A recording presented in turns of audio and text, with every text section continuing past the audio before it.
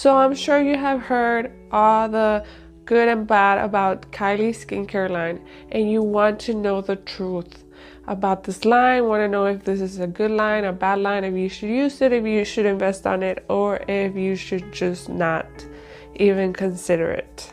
Today I will give you my professional opinion on the Kylie skin line. And this opinion is strictly based on ingredients. So I have not tried the products. I have just looked at the ingredients and I am gonna review them for you and tell you if they are good, if this is a good line or if it's not. At the end of the day, the product could look beautiful. It could be very pretty. It could be promoted just right, and they could make you believe whatever it is that they want. But at the end of the day, the ingredients are what are going to tell you if the product is good or if it's not, and who should avoid it. My name is Karina and I'm the esthetician at Bare & Glow, and I have been an esthetician for 9 years. For the past 4 years, I have started focusing strictly on ingredients, not just on the product, but breaking down ingredients and knowing what they're for and what their benefits are and what some of the possible side effects or downfalls from each ingredient. And if you're looking to understand your skin better and understand your products and what are the best products for you, I recommend that you subscribe, hit the bell so that you could get notified when I upload my next video. So as a practicing esthetician, I get asked on a regular basis, what products do you recommend? What products are good for me? I usually don't like to recommend any specific product unless I have thoroughly researched the product and I have personally tried the product. I try not to recommend any specific line. But I always tell my clients the products that I use, that I have researched, that I have tried, that I have seen good results with my clients. So if I ever mention the products that I'm working with, it's usually because of those reasons. But for the people that are not interested in trying the products that I recommend or that I mention, then I always give them certain guidelines to look for, ingredients, and depending on their skin types. So let's get started. I will be doing this as a screenshot, so I would show you the ingredients, the product, and then I will be circling or highlighting certain ingredients, and I will tell you what each of them are for or why they are highlighted. Okay, so let's get started. When we are reviewing ingredients, we always want to remember that the top ingredients are the most concentrated, the middle ingredients there's a moderate concentration, and the last ingredients could be 1% or less, and they could be listed in any order once it's less than 1%. So let's get started with the cleanser. The cleanser is a foaming cleanser. I personally don't recommend foaming cleansers to anyone other than oily skin. So if you do not have oily skin, I would probably not recommend this cleanser for you because it could end up drying your skin. And then we're going to see some of the key benefits. It mentions glycerin.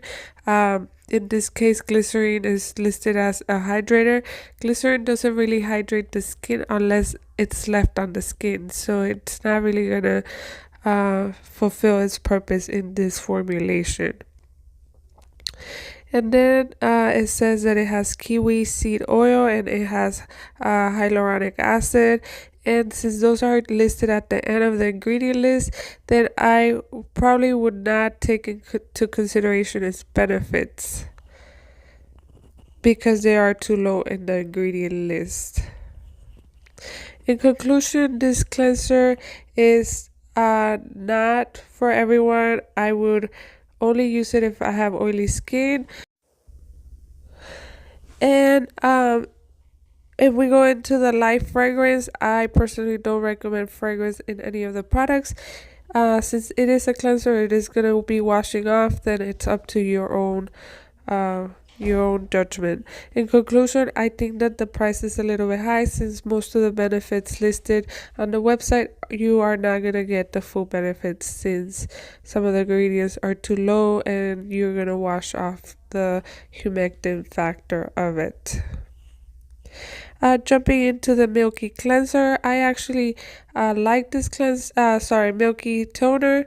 I like the formulation. It does seem a little bit nourishing, and so I wouldn't recommend it for anyone that has really oily skin.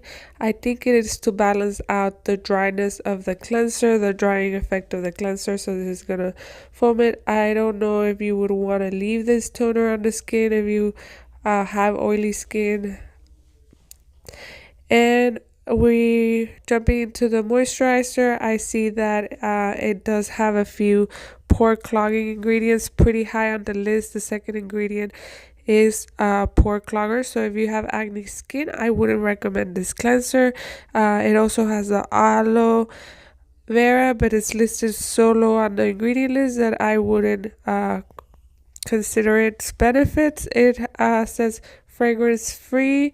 Since this is going to be left on the skin, then you don't want it to be fragrance. Jumping into the vitamin C, I didn't see a problem with the vitamin C.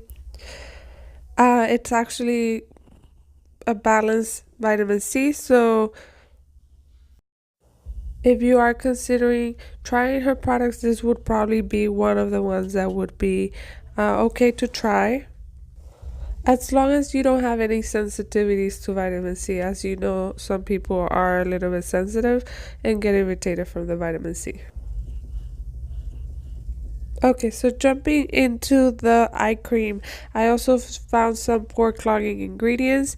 So pore clogging ingredients, the only one that should be concerned with this would be oily acne skin.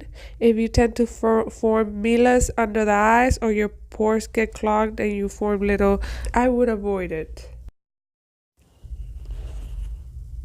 Okay, so now the scrub, one of the products that has gotten the most backlash because of the walnut, which I also do not recommend. It is a little bit too abrasive for the skin.